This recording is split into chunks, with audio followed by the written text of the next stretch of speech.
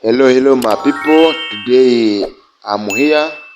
I'm gonna show how to practice in English. If you want to improve in English, you can listen English and reading English and writing in English.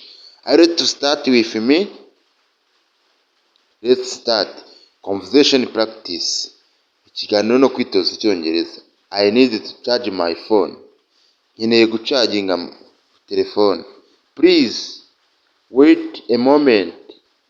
Ndagusabye tegereza gato.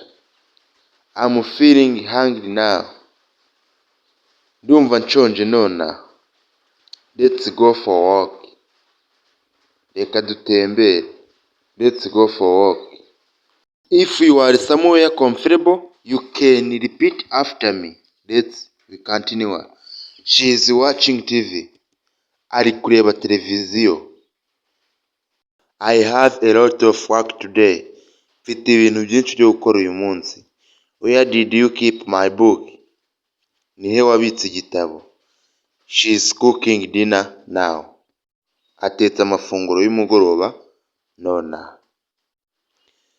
You can repeat after me if you want to improve in English. I'm here to help you. Let's continue. It's time to sleep. Ni igihe cyo kuryama. It's time to sleep. I wake up early in the morning. Mbyuka kare mu gitondo. Don't be late tomorrow. Ntuzakererwe ejo. I will be there early. Nzaba mpari kare. It's time to sleep. I wake up early in the morning. Don't be late tomorrow. I will be there early. Do you like cooking? Do you like cooking? Ukunda guteka? Yes, I enjoy making pasta. Yego, nkunda guteka ubugari. Yes, I enjoy making pasta. What is your favorite food? What is your favorite food? Ni ibihe byo wemera? I love pizza. Nkunda pizza. I love pizza. We continue to conversation practice. Turacyakomeje kwitoza icyongereza. Do you eat out often? Ukunda kurya hanze? Do you eat out often? I like eating fruits. Nkunda kurya imbuto.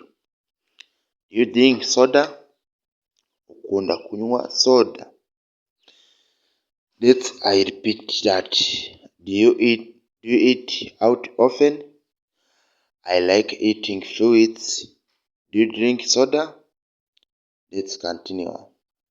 No, I prefer water. Oya, nahitamo amazi.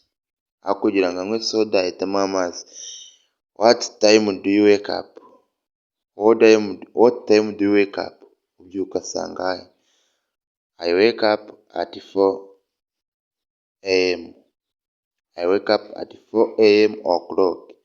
Mbyuka saa 10 za mu gitondo. Thank you to watch video.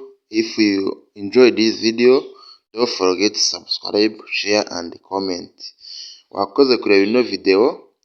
Niba wishimiye ino video, ntibagire gukora subscribe na share na comment kugira ngo ejo uzabone izindi cyangwa ejo